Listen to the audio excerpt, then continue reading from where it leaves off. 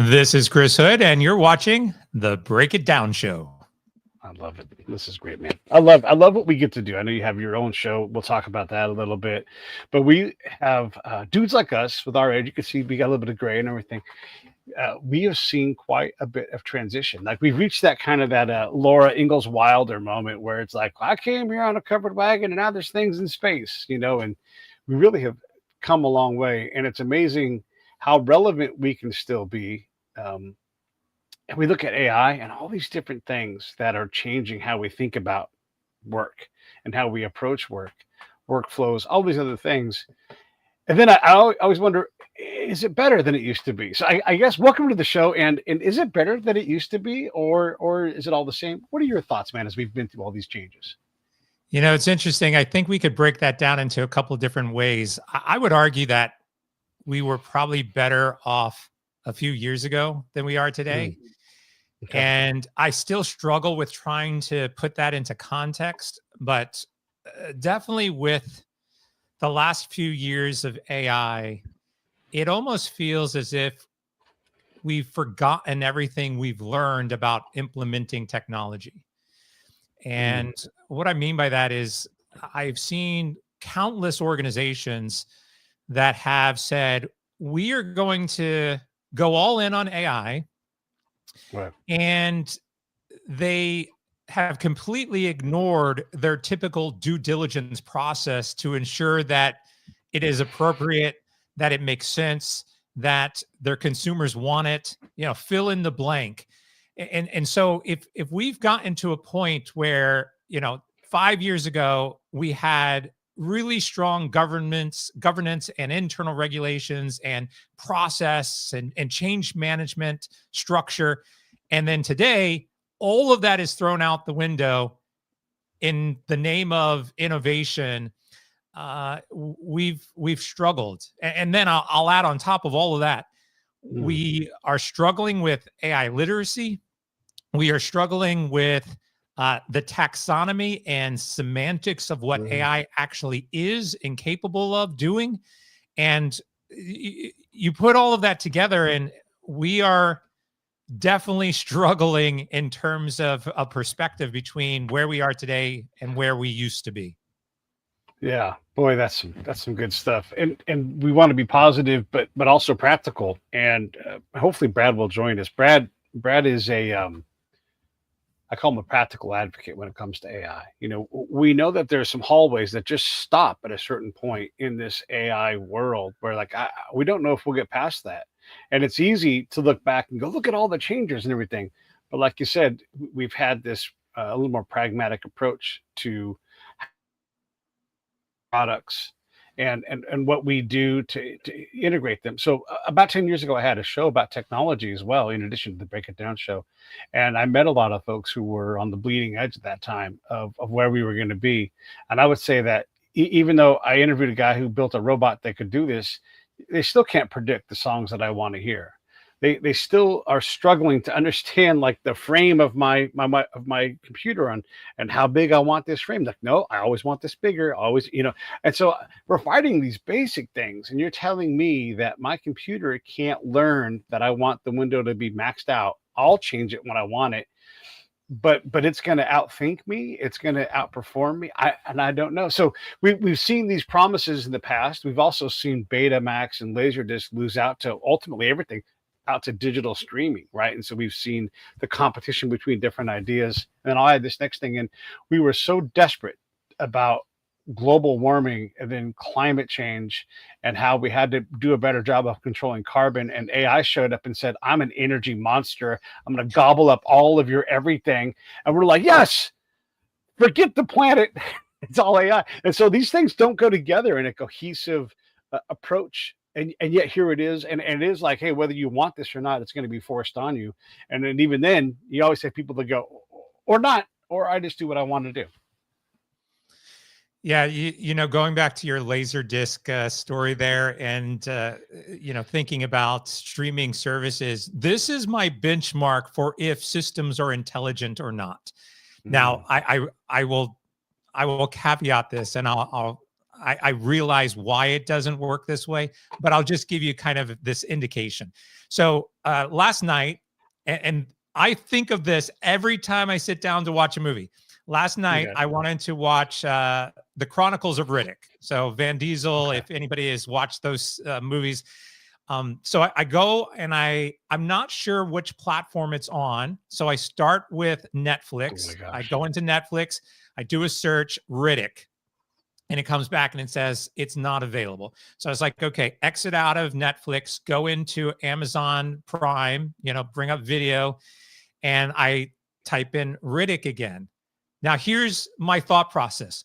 Why in the world am I typing in Riddick? Because my TV should already know what I'm looking for. I've already asked for it once. And yet, Yeah. as I go into Amazon, yeah, it's there for purchase. So now I'm into another platform and I'm doing the exact same search. For every single platform, I am doing a search. This is a prime indication why systems are actually not intelligent yet. Now, we'll take a back step for that. I recognize that they're not connected. And so just because I've searched in one platform, the other platform has no concept of what I've searched for. But that type of consumer interaction with technology is not hard to do. It is extremely easy. And yet we don't do it. Now, whether that is because the brands, the streaming platforms do not want to create that seamless experience for the consumers, or it's because no one's thinking about it in that way. I don't know what the rationale is, but there's a prime example of how we might be thinking systems are more intelligent than they are, and the consumer expects more than what they're getting. Yeah, boy. Hopefully, Brad will show up and we talk a little bit more about this. He built his own LLM. Same llama training and everything else. And one of the things he's discovered is as that thing evolves, it breaks every machine that's downstream. And so he makes a lot of his relevance out of the fact that, like, I keep this thing working. Someone has to oil. Someone has to turn. Oh, a new okay, and then make it work. And he was clever enough, because he's super smart, to build his own personal one that is not connected to the internet. So if you're working on a client's IP project, you're not uploading their IP to the cloud where everybody can promise, hey, it's going to be safe there, but Yeah. you're not in control of it. And so there's a lot of these other problems where, lawsuits are going to come from this, anything. It's uncomfortable when we look at where we've been and how we've gotten here, and it just seems like we're just taking all of the gates off and saying it's too late already, and yet these machines are not as capable as we believe they are. And then now I'm going to talk to the executive coach guy in your head. When the executive's like, we've got to get in front of this, I'm motivated, let's go this way, and then you have to say, put the binders on, let's not just run that direction. That may not be the best way to go. And also, why don't we just go that way instead? Because this is an area where AI might help you. It's not sexy, but it's going to reduce the amount of time that your people spend in seats working on stuff that machine over there can actually do. Yeah. So there's really easy ways to approach this. The first one is, do you really need AI? I mean, Right. It's a legitimate question. I've talked with countless leadership teams that say, I want to build this thing. And I was like, well, okay, what do you want to build? Well, I want to build an AI agent that as customers come in, we ask it a question, and it searches through our information and it provides a response back to the customer. Oh, so like a search engine. It's like, no, not a search engine. It's going to be AI powered agents that are facilitating all of the content for us. So a search engine, right? And so when you kind of push back on them and you say you can accomplish the exact same thing you are trying to solve, the problem. This is the basic premise of every single business: is you are here to solve a consumer's problem.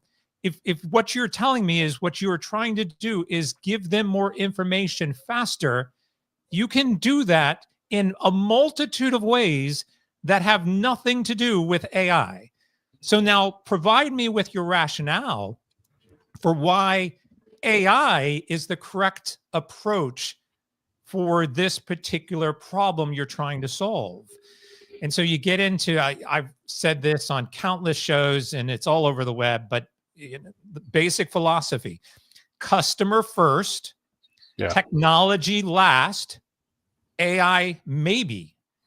Because if you're focused on trying to solve your consumers' problems and you understand, you identify what that problem is, then that's your starting point.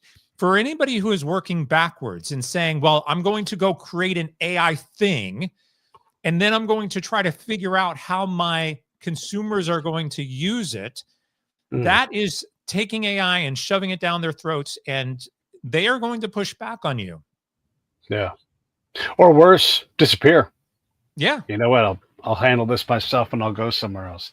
Yeah. If you always put the technology and the automation into your company and you don't focus on the humanity, I've got YouTube telling me all the time, like, all these great things they're doing for me. And I'm like, but I still don't have a phone number to call when I have a problem. You know, I still don't have, all this money I'm generating for everybody. They're still not a very good business partner. And they invent tools that I didn't know that I needed. Then I get them and I'm like, I don't need it. Where's the humanity in these things? Because, gosh, the ability to, I fly Delta partly because when there's a problem, they fix it, whether it's their fault or my fault. They're like, let's just get you there. And they handle it in a reasonable way. That's why I fly them. And the second they get too automated will be the second that I go back to being a free agent on how I fly. We're seeing the same thing at fast food restaurants right now, for example, are all now implementing kiosk-based systems and AI drive-throughs. And what we're seeing is that consumers do not like it. And so what is happening is that they are opting for other alternatives. Instead of going to Taco Bell, I'm going to go to Chick-fil-A, where I can still walk up and talk to a human and place my order. Instead of going through a drive-through at McDonald's, I'm going through to a Burger King. Although I just went to Burger King and that they now have kiosk-based systems. But the smart people, and I've talked about this as well. If you go to a grocery store, you have self-checkout. And you have the option of actually going through and having somebody support you. And that option is what consumers want. Some people will go through self-checkout. Some people will stand in line. I will ask groups of people in the audience, which one do you prefer? And it's usually half and half. There are people who still want to go through the line and have somebody help them with the checkout. And so if you have the option, that's okay. If I could go into Taco Bell and have the option of going to a kiosk or to a person, great. I'm going to go to the person. And yet we are being bombarded with no option. You will do this in the name of saving that business money and increasing the prices of their products anyways. And consumers are like, well, wait a second. You have less people behind the register now, and you're still charging me more. I'm going to go somewhere else. Yeah. Yeah. I definitely have done that. When they ask me, did you use the app today? And I try not to be a dick to the person who's working. And I say, no, never, ever, ever will I ever. And the next time I say to someone, when they're like, oh, you have a portal, all you have to do is download the app. And then I'll say, here's the problem. I don't have your request for access to my phone authorization. And right now we're not accepting any new apps. And they lose their minds. I'm like, well, I've got a policy. It doesn't allow you to have your app on my phone. So sorry. And by the way, I don't work here. You guys do. So either you do the work or I bill you for doing the work. And I don't want to be a dick to people, but when they make me customer service for myself, I don't enjoy that. And I avoid companies that do that. So I don't want to go to McDonald's to pay a premium for the food that's substandard. The ease, I'll just go to the burrito truck that's 2 seconds away and go support an actual local business. It's so I just don't like it. And when I go to the grocery store, for sure, I'll stand there and I'll wait because they'll have somebody come up. And I like my grocery store. I like my grocers. I talk to them. They're my friends. They're part of my community. I don't want this impersonal experience. I don't mind anybody that wants to do self checkout. But again, I don't work here. Chris does. I love talking to Chris. He's my favorite checker. And we have these, short little 90-second conversations. But that's valuable to me. And I don't want my local grocer to change that and turn it into an app-based thing. I don't want to have somebody else shop me. I want to go do it myself. I want to get out of my house and experience my neighborhood. Yeah, and here's a really interesting fact. Back in 1999, Taco Bell introduced kiosk-based ordering systems. And I remember because my daughter was my wife was pregnant. Our daughter was not yet available, but she was having midnight cravings, and there was a Taco Bell down the street, and I used to go and order tacos for her. And I loved the system because it had these voiceovers. And so, like, if you wanted to put sour cream, it would go, sour cream, and I was like, I've always remembered that. And what's most interesting about that is not only did they have the kiosk-based ordering systems back in 1999, but they removed them. They removed them because consumers didn't like them. And yet here we are now, 25 years later, and they're reinventing, concepts that we've already tried and tested before. Right. Yeah. It is a challenge because you're trying to figure out how to cut labor costs, and these are repetitive tasks. So I'm told that, we don't need to have humans doing them, but they're also front facing. And so how do you, you made a great example with Chick-fil-A and In-N-Out. These are places that have great customer service. Almost like to a fault. You're like, all right, stop being so damn nice. I'm just trying to get my damn fries. It's incredible to see that. And also, I always think about there's a Chick-fil-A and an In-N-Out right next door down by where I live.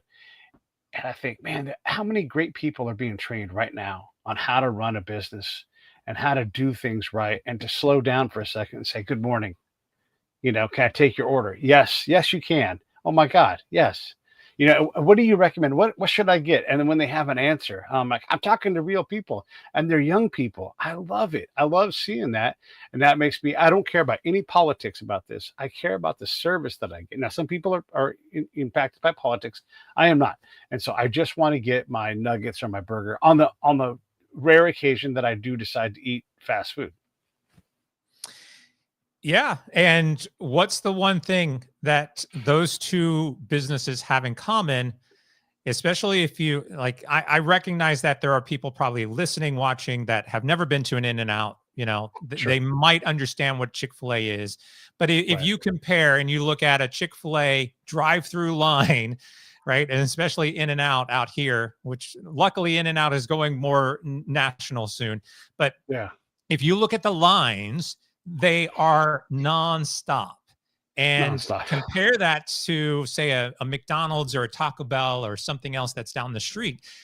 It demonstrates that there's more to it than just quality food. Yes, quality food, reasonable price, consistency, and service. If you can nail those things on a continuous basis, people are going to come.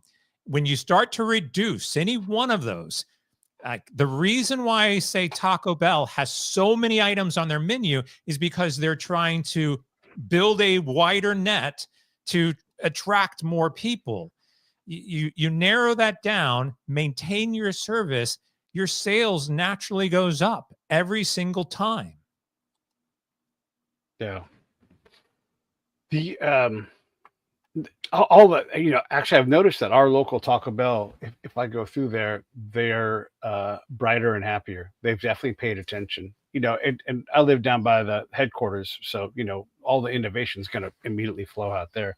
But it's a little more pleasant to go there. Not that it was bad before, but they are recognizing that they're competing with a brand that a quarter mile away, if that, is absolutely dominant. By the way, on that same intersection is a Cane's, and Cane's is packed with young people. They hammer the demo hard, and then there's a Starbucks on the corner. So Like it's a very busy place, and it's like dun dun dun dun dun. Dun. You're not waiting, and even though there's 20 people in line at In and Out, you're rushing through there pretty fast. They do a great job of that, and so yeah, the bar is higher for me and what I want to do, and I certainly will avoid.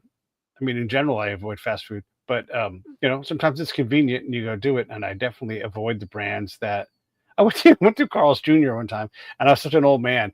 I'm like, no, I'm only buying me and him a burger, and it's $20. And they're like, yeah, and I'm like, oh, never, ever will I come back here again to spend a premium on a burger from Carl. And I'm not mad at Carl's Jr., but they have priced me out of the market.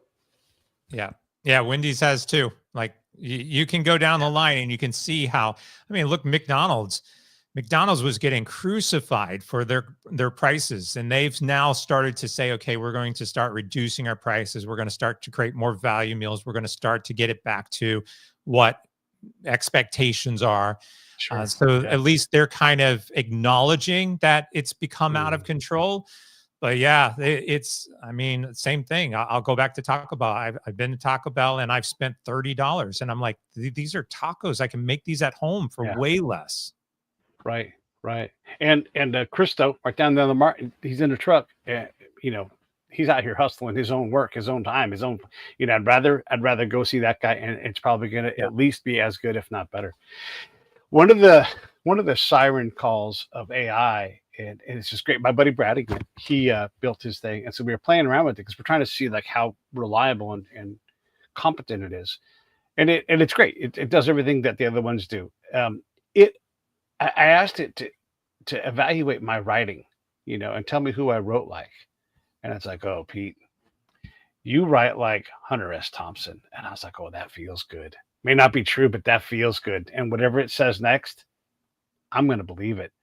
And it's so good at rubbing your back and telling you something that, like it won't ever disagree with you in a way that makes you too mad. And it'll gladly back off that position and find how to make you happier before it ever gives you an accurate answer.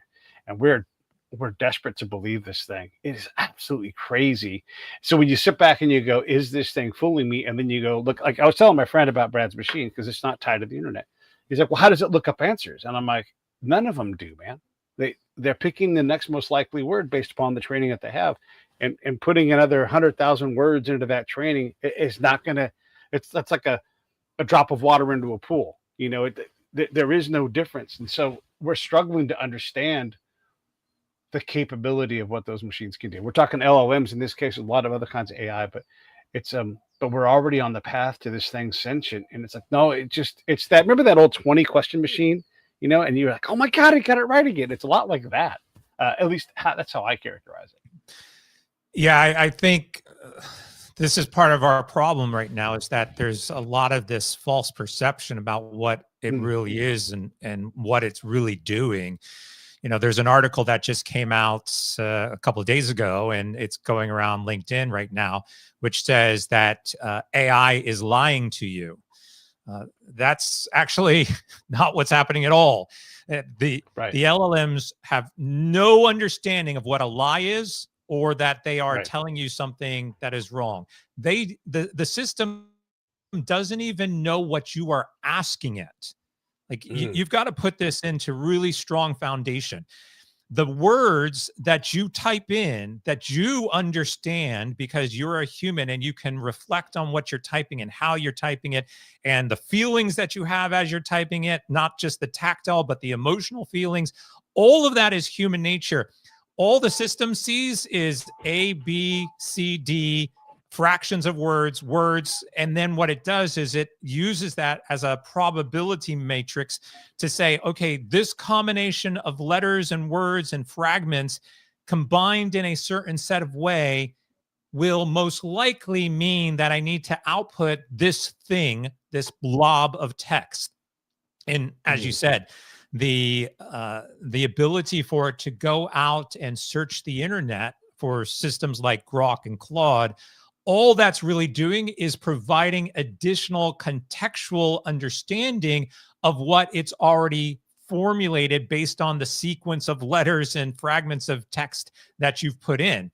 And so as it goes off and it finds things that match that, it's then using that to further enhance basically your prompt. So think of it like if you had a prompt and your prompt was something like, write me an article about AI in the 1950s, and it goes off and it searches Wikipedia.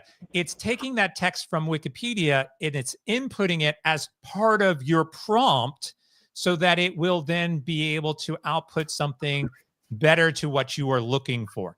All that is, it's not research. It's actually not even a reasoning. It's just additional context for what it needs to output. Brad and I did a little experiment on Baseball Reference. I'm fascinated by baseball. And so I was looking for the median player all time on that day. So if there's been 24,516 players, who is the median player? And so understanding that Grok wouldn't be able to give me an answer, I tried Grok and I'm like, here's what I'm looking for. And then I like, oh, not even, but it would perform the act of thinking. And then it would give me an answer. And I did attempt to give me an answer, had a lot of great stuff and a lot of references that it looked at, but it wasn't within thousands of the right person. And so I said, no, it's probably going to be someone closer to, and then I tried to walk it into it and it could not understand how to get that information. And look, It takes work. You have to go, okay, there's this many. And then you kind of start like, let's try 1959. Oh, you know what? That's too far back in the past. Medians in the future from there.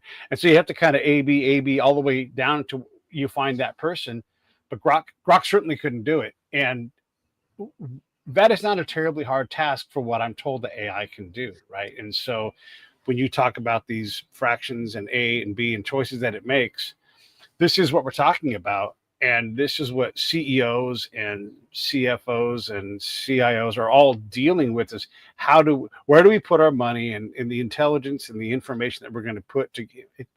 It's not an easy proposition to feel like you're doing your due diligence when you're like, I don't think this is working the way that I've been told. Yeah. And so let's give you some examples of this. We'll start off with, first off, AI analytics, like an analytical tool like business intelligence is probably going to be able to achieve that a lot better because it's been designed to look at mathematical calculations and averages. But for an LLM, which is all based on probability of language, it's never going to be able to do that. And here's a basic test that you can run to give you an idea of how this works. If I told you, think in your head, and anybody who's watching, like think in your head, I am thinking of a round green fruit. Now, don't tell me what you're thinking of, okay? But if I was to ask all of the various LLMs this question, I might get different answers. So round green fruit, what were you thinking of? I was thinking of an apple. Okay. And we've got a new. I went watermelon. You were thinking of watermelon. Okay. Yeah. And when I do this in audiences, what you'll find is, somebody will be thinking of a kiwi. Somebody might be thinking of a lime, a pear. Now, if I add more context to this and I say, think of a round, green, small fruit. Does that change what you're thinking of? Like, could it be a grape? Maybe you weren't even thinking of grape, right?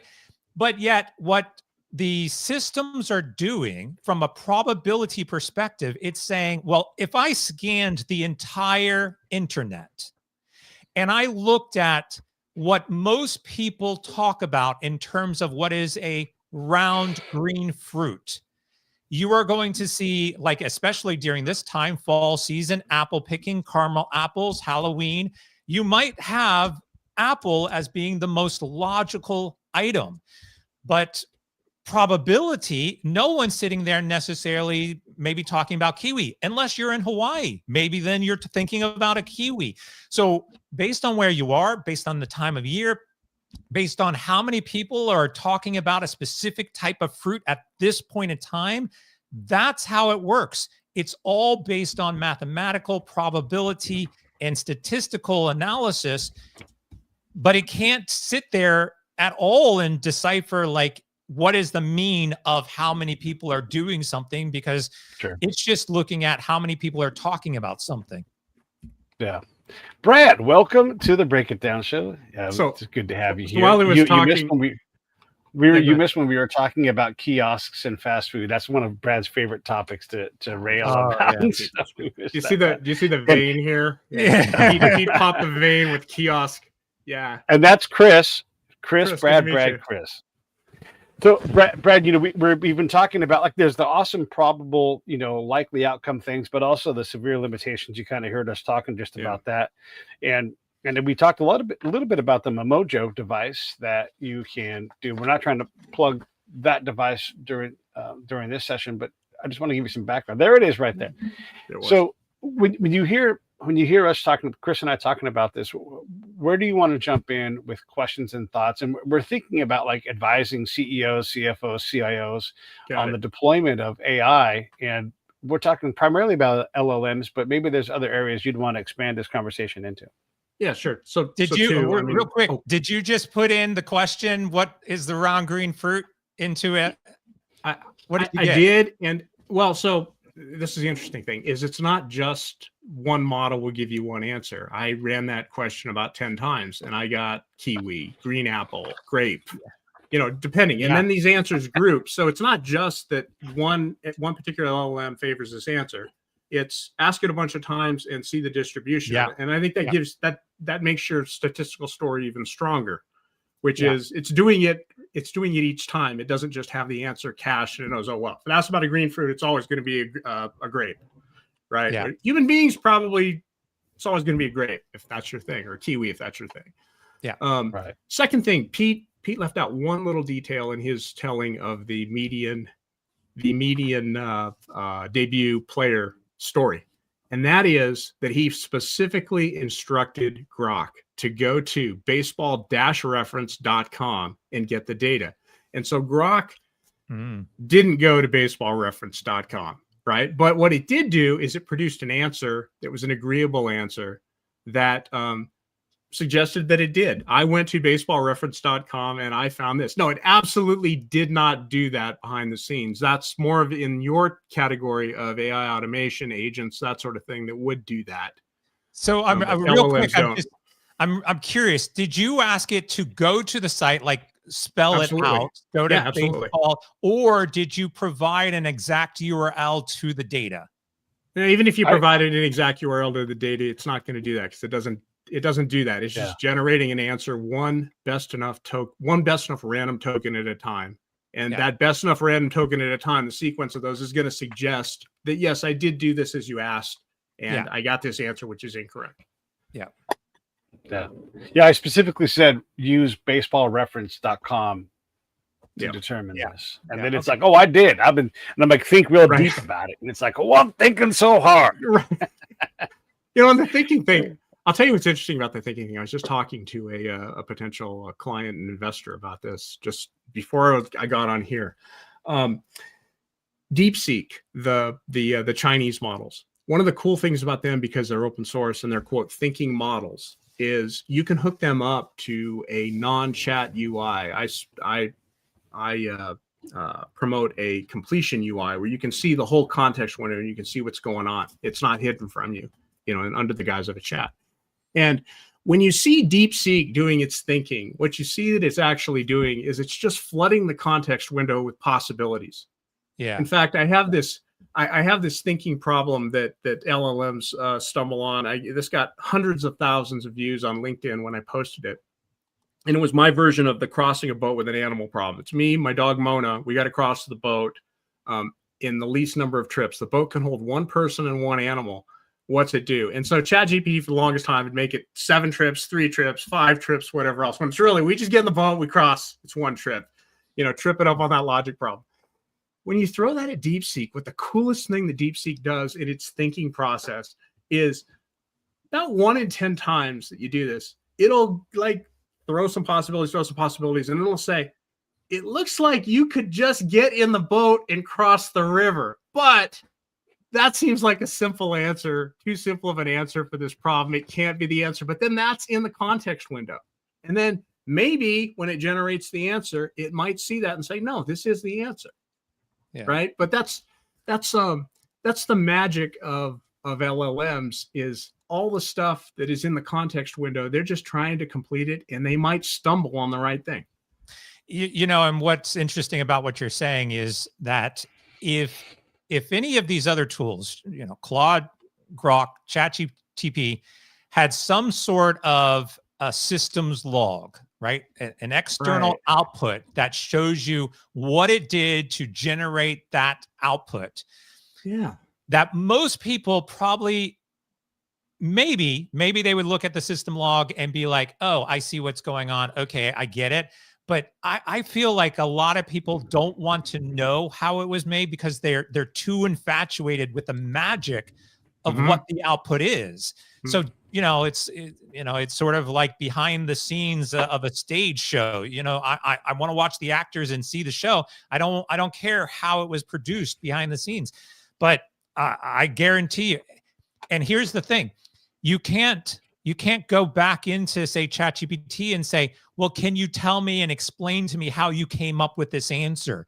Because all it's going to do is generate another theoretical explanation. Response, you know, right? You know, the thing where, what was it? Replit, where it deleted the guy's database. You know this story, right? And then it tells him, yeah, I deleted your database. Right? Well, why'd you do that? Well, I deleted your database because this and this. It didn't delete the database because this and this. What it actually did is it generated an excuse for why it deleted the database, because you asked it why. That's not an accurate.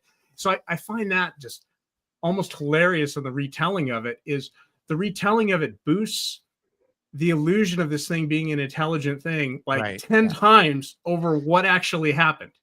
Yeah. Right? It's very funny. The illusion of it is very funny. Before you joined, we were talking about the recent article that, you know, just came out a couple of days ago about how they've decided that AI is lying to you in order to, right? And I'm like, no, it has no foundation of what a lie is. It doesn't even know what you're asking it, let alone being able to formulate that. I'm going to tell you something false on purpose in order for you to like me more. It just doesn't work that way. And yet we have people out there that believe that this is how it works. All right, we're all old enough to maybe get this reference if you were into music in the 90s, and maybe if you're into blues rock, stuff like that. Johnny Lang, he was a guitar prodigy in the 90s. His first album and his first hit song was called Lie to Me. And that should be the theme song for LLM AI. This is lie to me, tell me everything's all right. Right? Yeah. If you remember the song, maybe you don't. Lie to me. I think AI is probably closer to Milli Vanilli, you know, and that's what we're dealing with right now. Good. That's good. All lip syncing. Yeah. Yeah. Pete, where do you want us to go? Where do you want this to go? Well, no, I mean, so I guess back to the question of if you're advising, you know, leaders in an organization, and we'll just say they've got the fever, right? Because because every time they go into their AI, it's like, oh man, you've got a big dick, and you're smart. Listen, the answer to your question is, and you're like, this is the greatest thing ever, right? That ability for it to do this illusion that we've talked about. How do we cure people of that and still give them what they want, which is access to AI to help their business? Yeah, so I think as an IT person, you know, we've had the easy button answer for, you know, going on 2 years, which is just, well, let's try the next big thing. We did it with RAG, retrieval augmented generation, which was it made for nice demos. Did it make it so that these execs could talk to their data? Well, absolutely not. That was absurd. At the same time, you could make a nice demo with it. You could justify spending a whole bunch of money on storage, on restructuring your data so that it could go into these flows, on compute so that you could actually tokenize and prepare these things for a RAG system. Then you start talking to your data, and it hallucinates just like if you did training on base LLM, or it gave you references that were it was like too much referencing into the details of your data, not like really getting the whole picture of what your data was about. Well, and the next big thing will come along that we can do. I think we are doing that with agents right now a lot, which is, okay, there's agents, invest in agents. This will give us 6 months of you're paying for us. We got a big team working on this. We're buying a whole bunch of stuff. We can do this. It might work. It probably won't. We'll come on with the next thing. So that's sort of the IT person perspective is I can get paid to do this forever ad nauseum because we'll just have more and more stuff to do with AI. The business thing is, and this is what I'm sort of settling on lately is, and assuming that LLMs are, sort of most of what AI is right now. Yes, there's some directed stuff that he talked about. I get it. That's a little more future looking than what we're all doing right now. I would say for any application, any automation you want to do, figure out in your head how generating a next best random token, one token at a time, generating your answer that way is going to give you good answers. If you can do that, you've got a good application for AI. If you can't do that, even as an executive, even as a non-technical person, if you can't see how just kind of making an answer up one word at a time is going to solve your problem, and that's what I would tell the CEO, and then the CEO would say, "Well, you've got a bad attitude. You don't like AI. Goodbye. Go find another CEO to advise." But I think that's the honest approach right now.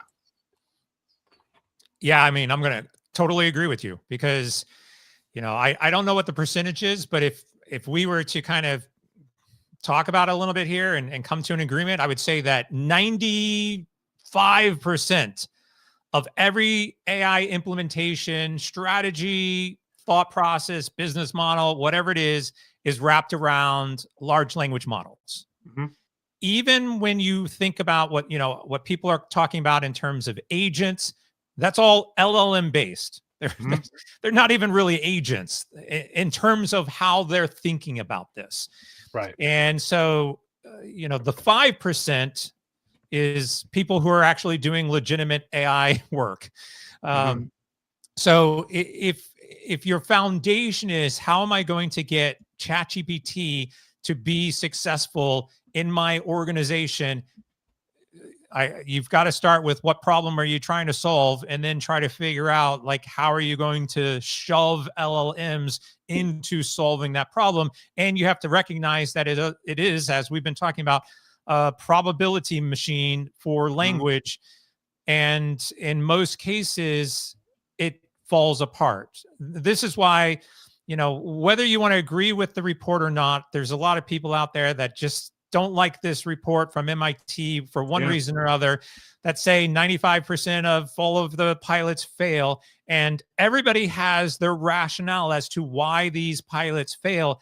No one, except for maybe me, no one actually says the reason why these pilots fail is because there's a disconnect in understanding of what AI's actual capabilities are. And so when you are buying into what you're being sold, buying into the hype around AI, and all we're doing is talking about an LLM, then that disconnect will always fail because you're not starting with what is the problem and how can I provide a token-based solution to solve that problem. You're starting with, oh, AI is going to solve all of this stuff for you. Just do it like this. And then you realize that it doesn't even have the capabilities to do what you thought it was going to be able to do. Right. The one problem AI solves is how to suck money out of execs who are excited about it. That definitely is absolutely true. 100% of the time. The MIT study, the other thing that's really funny about that is usually the good developers, the good IT people, they've sold the AI solution, but they've sold the expensive stuff that can do other things along the way. That's how they've justified going for the AI solution. And yet still, at the end of the day, they can't figure out a way to call that a win, which is like that's hilarious to me. You got your data modernized. You got it all, you've got it distributed between places that it needs to be. People can actually access the data in microseconds rather than minutes. You've improved all these things that should improve things for your business, and you can't call it a win because you put the AI thing on it where the AI was going to replace a person, right? Yep. You have to call it a loss. That's hilarious to me. Yeah, I've talked with a lot of leaders about your AI strategy, your AI adoption practice, whatever you want to say, AI transformation. And it's amazing what their opinion is on a success criteria, what their baseline KPI is. And I said, okay, you've got 10 things that you want to achieve. And what you're telling me is that unless we solve all 10 of these things with AI, it's not successful. And yet one of those 10 things is like, we've improved efficiency by 10%. That's not a win for you? Like, take it. That's a win. And no, because I've been told that AI can solve all of these other things. And so I'm banking on packaging this as one big success criteria. And we've just thrown all logic out our windows. Yeah. At the same time, there's go ahead. Go ahead. I was going to give us a different premise.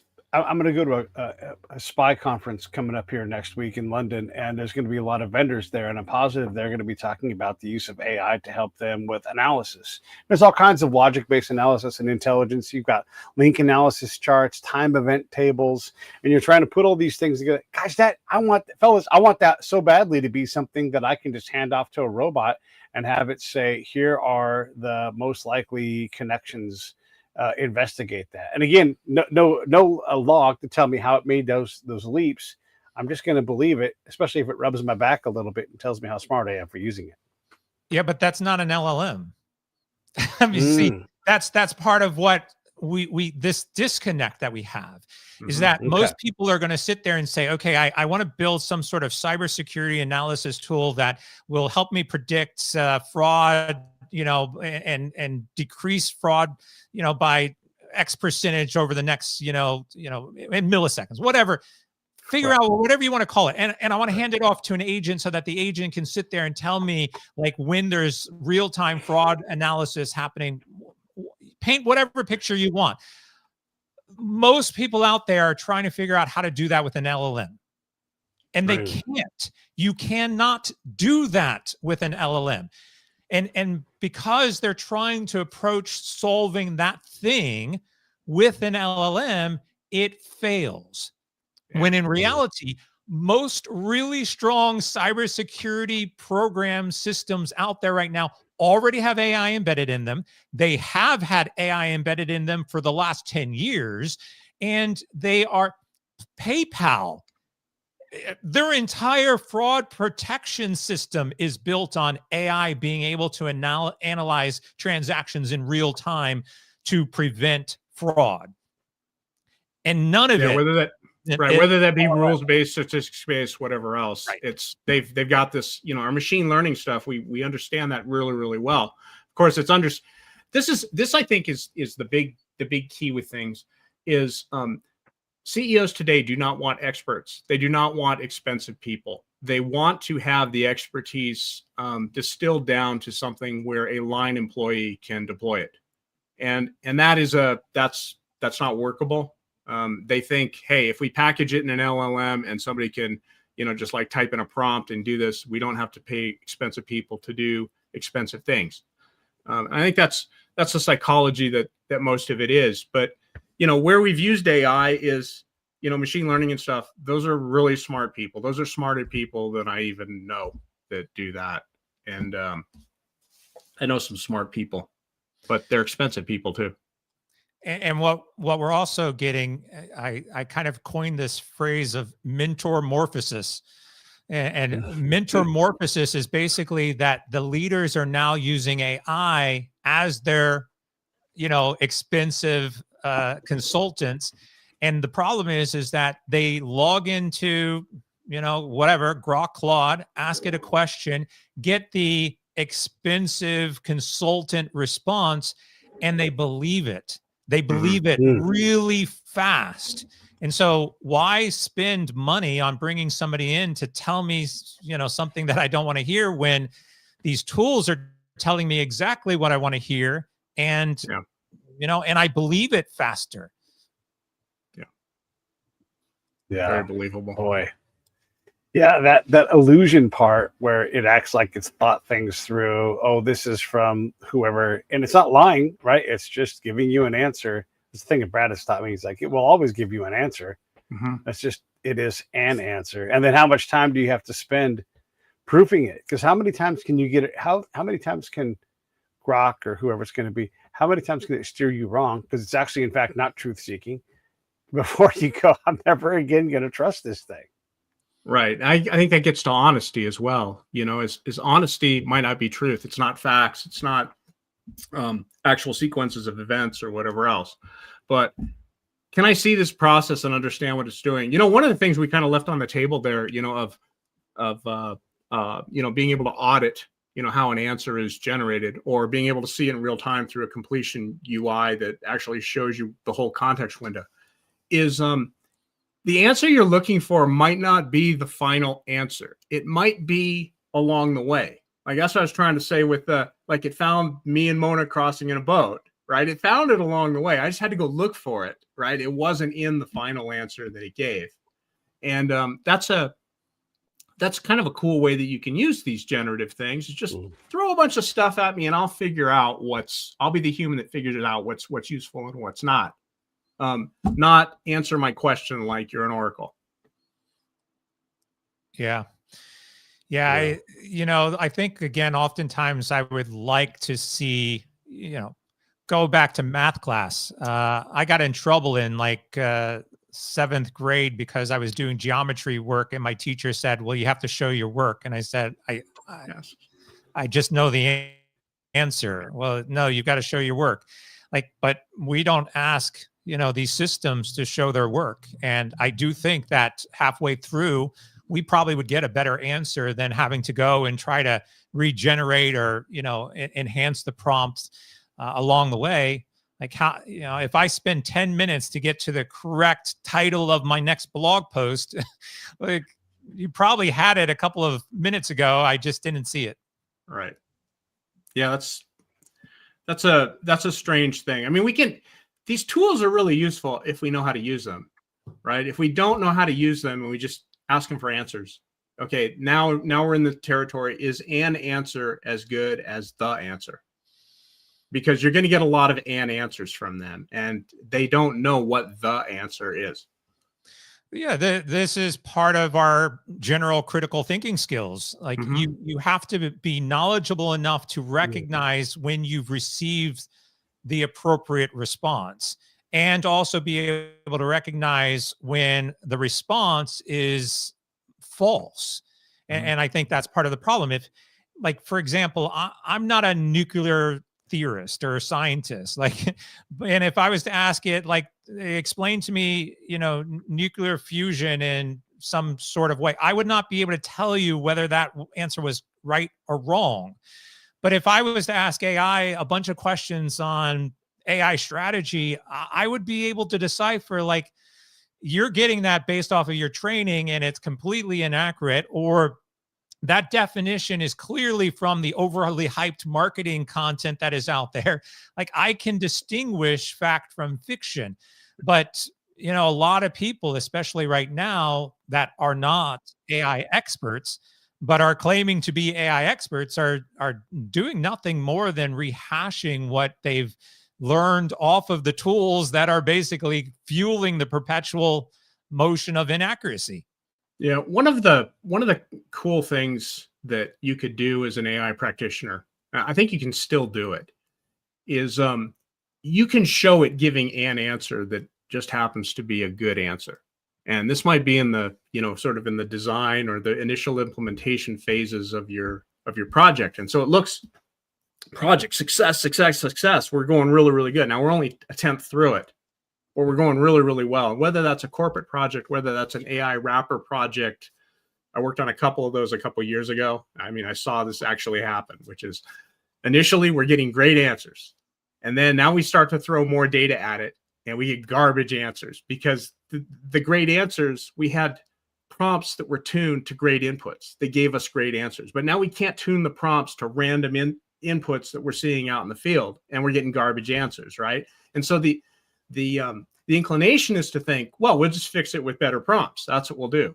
And then we get better idiots giving us worse inputs, right, that our prompts can't keep up with. And I think that's the same kind of a curve that you see, for AI wrapper projects, for corporate projects, for anything else. As you get this initial success, you think this is easy. We just, the worst is we just have to pay money to scale, right? And then you go do it, and nothing works, because we didn't really think about what this thing was really doing. We thought prompt, good input, good answer, everything's going to work okay. It doesn't. And that's another thing you got to kind of tell the CEOs too. Don't let the early successes fool you into thinking this is a successful project. Yeah, I think there's two fallacies that are out there about LLMs. The first one is a better prompt will get me a better answer. That's one. Right. That doesn't work that way. And number two, the more data that is in the system, the better response that I'm going to get. Also not true. And so we go back to our small green round fruit, example, or make it as simple as a coin toss. If I said toss a coin and there's only two possible answers, heads or tails, you're always going to get either heads or tails. If I ask it to flip a coin, I'm not going to get banana, because banana is not an addition to that particular answer. So as soon as I add banana into the data mix, I've now confused the LLM. And it's possible if I say flip a coin, it will come back with heads, tails, or banana, because that data has been injected into the training model. And you've got to think about this as you start to expand that. The more data does not necessarily mean that you're going to get a more accurate answer. It means that you can get a more variety of answers. And in most cases, like to your point, your early success is typically because you've trained it on a small subset of data for a small use case, for a small, project, whatever that might be. As you begin to add more data, as you begin to add more nuances to your prompt, it's going to go all over the place. Yeah. One of the things we thought was really cool, when let's go back 3 years, when ChatGPT first appeared, it'd be next month. As you scale the model, we thought, hey, it's a toddler now. It's going to be a teenager soon, and then it's going to be a PhD. I mean, this is how we're thinking about things.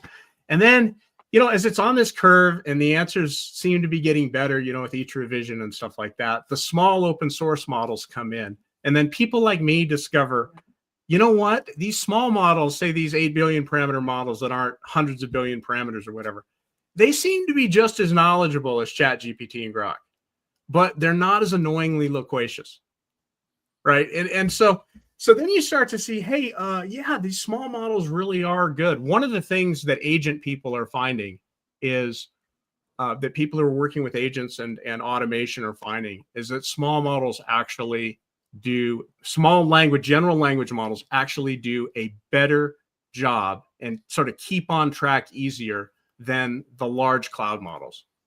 And that's a really interesting, an interesting observation. And I know you probably know why, and this is more rhetorical, but for those people who are listening, watching, the reason why is because they're stripped of all the fluff. And they're also not drifting. There's no drift, right? You got a model that's set in stone, and you're working against it. I'm talking to a company, a subsidiary of Mozilla AI.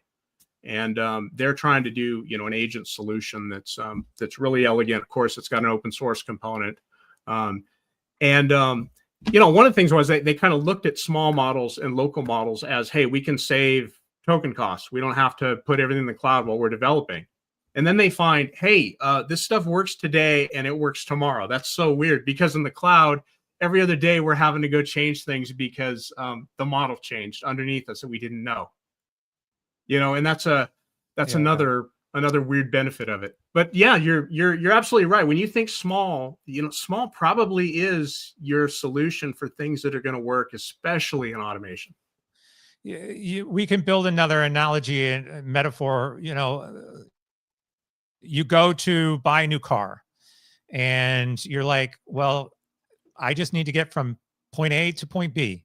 And yet, well, hey, you now have cruise control. You have a moonroof. You have, AI powered steering, whatever you want to call it. And at the end of the day, I just need to get from point A to B. And so, ChatGPT is the worst of all of them because they've added in so much, bias controls. I call it the U bias, whatever you want to call it. But there's so much ego stroking that is layered on top of it that is creating these additional dependencies within the output, which if you stripped all of that away, you are 100% going to get a more accurate and better response. And a more understandable response. Like, what did I say? Annoyingly loquacious is how the big ones are. Like, I don't need your look. I have a master's degree, okay, and I took honors classes in the soft stuff like English and stuff like that, right? I do not need your college words, for a I don't know, a card verse that I'm gonna write to my mom, right? I just want just something human and real. That's what I want. And that's what small models are delivering right now. Yeah. Yep. Yeah, it's kind of, but maybe a little over a year ago, a friend of mine said, hey, I've got a guy who works, I'm an Army guy.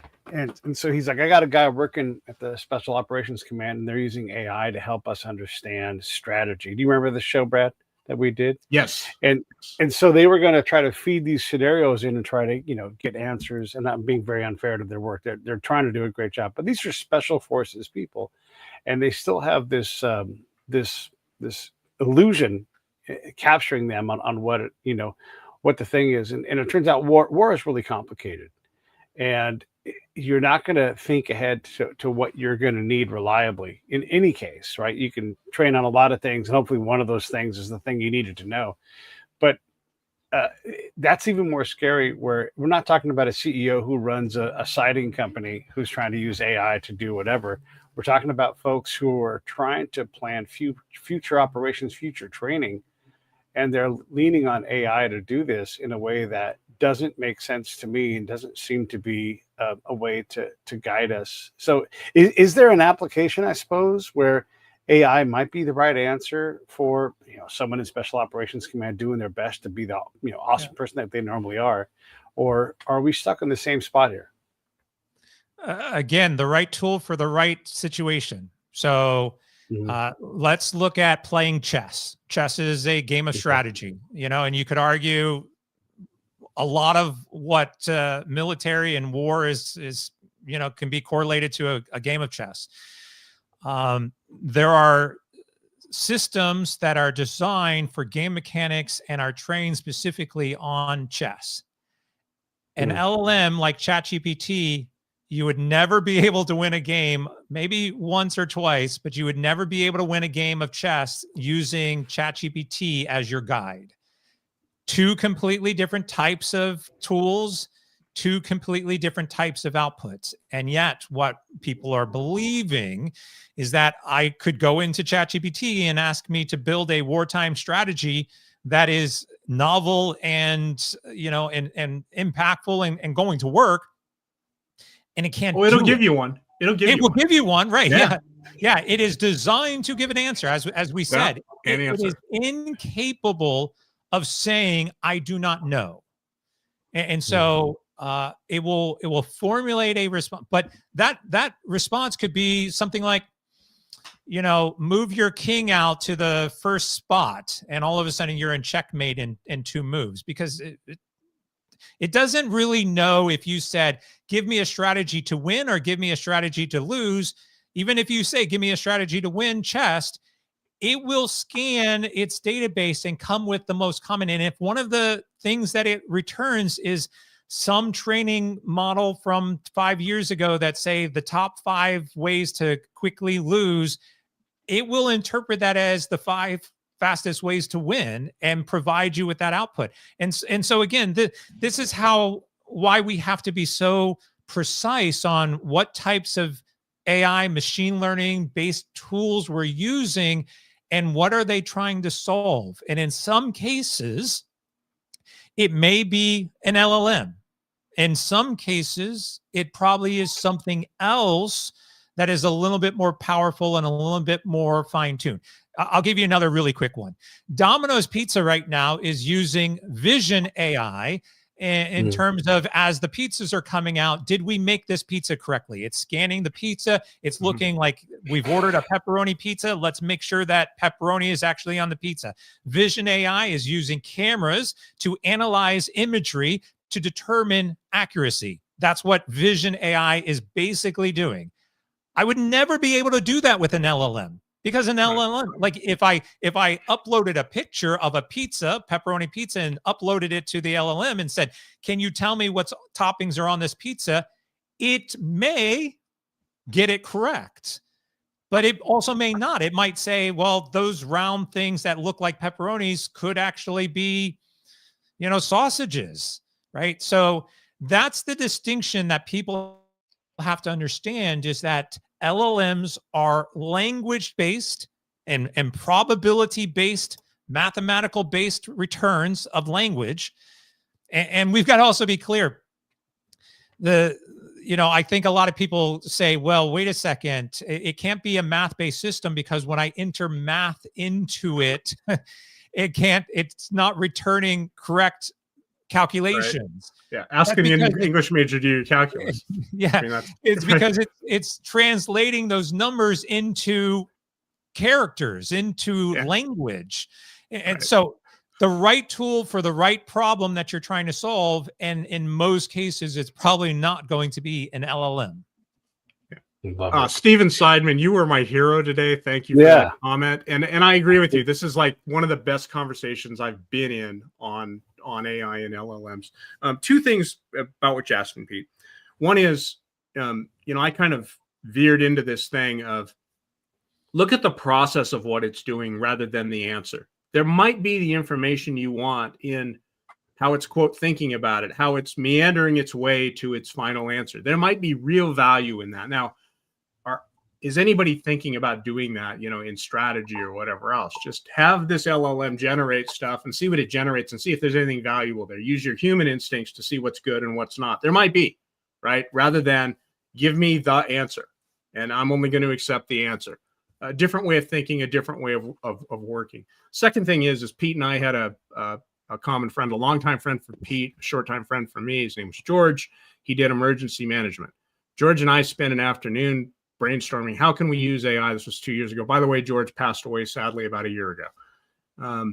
Anyway, George and I spent an afternoon a couple of years ago. How could we use AI to improve emergency management? And what we kind of drifted into that was actually a good use was generating scenarios for training.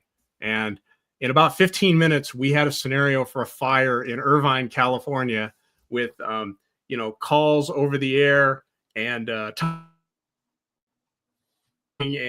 good outcomes and bad outcomes, and the fire spreading through a whole portion of downtown, and people being evacuated and everything else.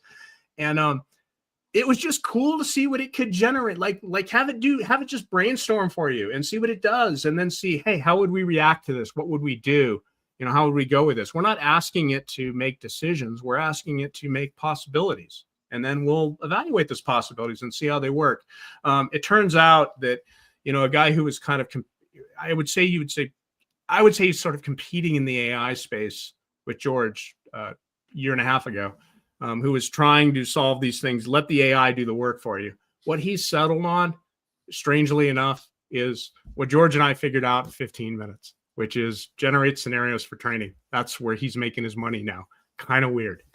Yeah. Yeah.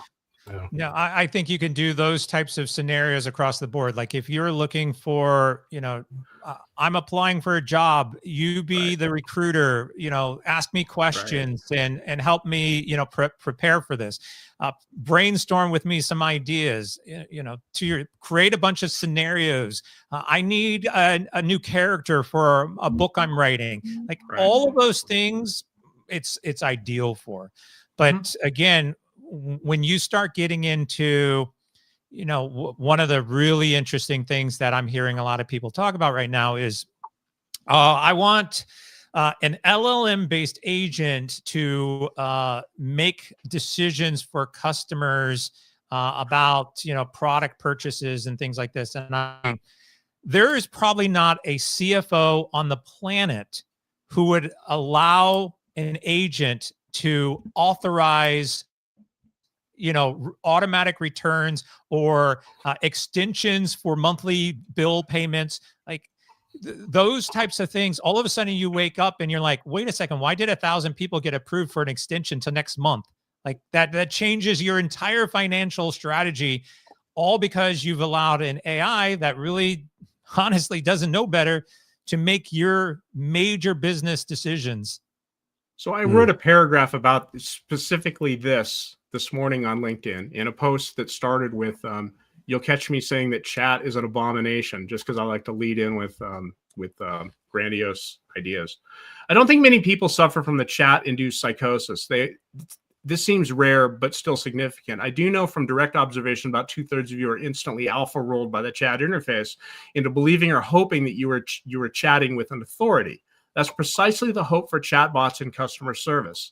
It's not to replace humans for replacing sake, but to offer customers a more satisfying experience, because customers generally believe the chatbot to be correct, authoritative, and able to solve their problems, at least until it doesn't, right?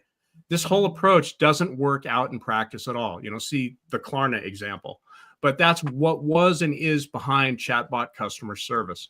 And I think you either read that and then you said it better, or we just think the same, because this is the observation people have to see, which is everybody's fooled by this illusion, and the illusion makers are just, they're just like puppets. Pete and I did a show with puppets once. It was kind of fun. But that's what they're doing. And yet, and most people are really, really confused by it. And they see these things as, as really, really smart and whatever, and then not. And then that's causing problems downstream. And I think that's your thesis. And I think that's my thesis as well. Yeah, I think there's a different for me, I have a different interpretation about what is intelligent.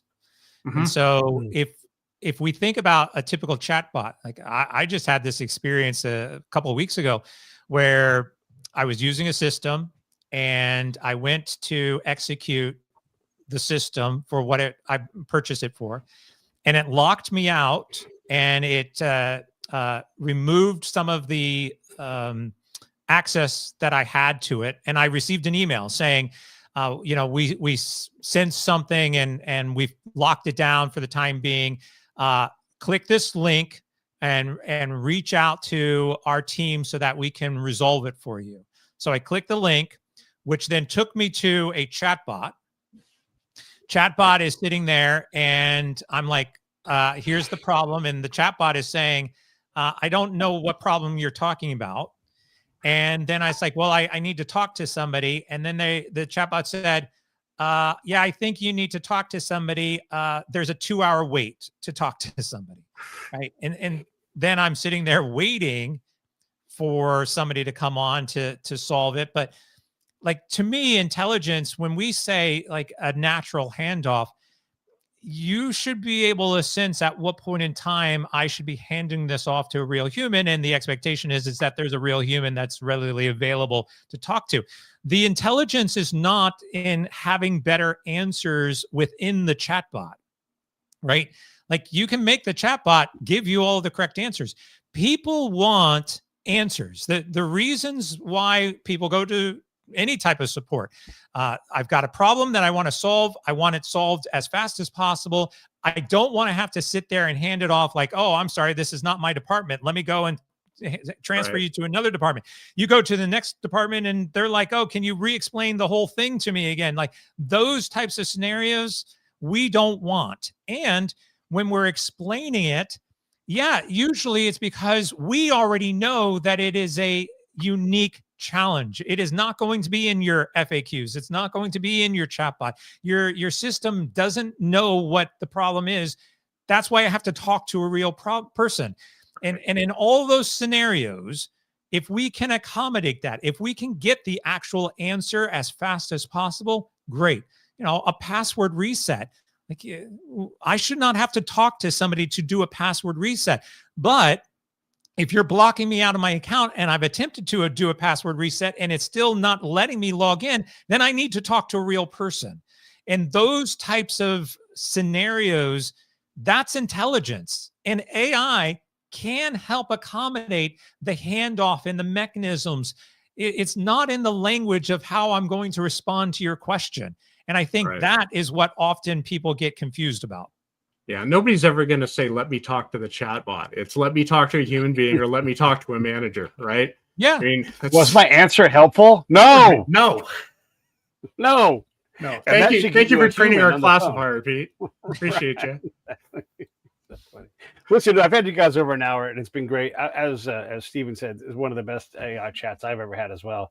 It's interesting to hear you guys talk about ways to use this stuff and then ways to absolutely not do that. So I appreciate you guys coming on. Brad, I'm going to let you go first and definitely plug Mojo, because I'll put the link up here for you, and it is an incredible thing. And then we'll let Chris close us out. So go ahead. This is the Mojo Knowledge Appliance. It's honest. It's private. It's an appliance.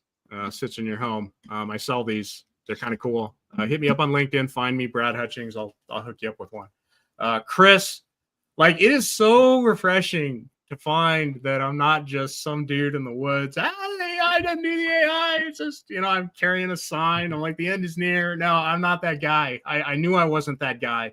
But running into guys like you who are doing this in a different spot with a little bit different language, a little bit different audience, it tells me that I was onto something from the beginning, which I knew, but it's good confirmation. So thank you for being you. Yeah. AI is not the problem. It's how people interpret AI. That's the problem right now. Right. So, like, I'm all in for AI. I've been using it for 20 plus years. Like, it's a great technology, but the hype, and the chaos that surrounds us right now, that we've got to fix. I love it. Everybody, this is Chris, and that is Brad. Thank you so much for watching. I'll have another show for you tomorrow, and we'll see you soon. I'll say goodbye to you guys in a sec. Hang in there, and I'll be right back. Here we go.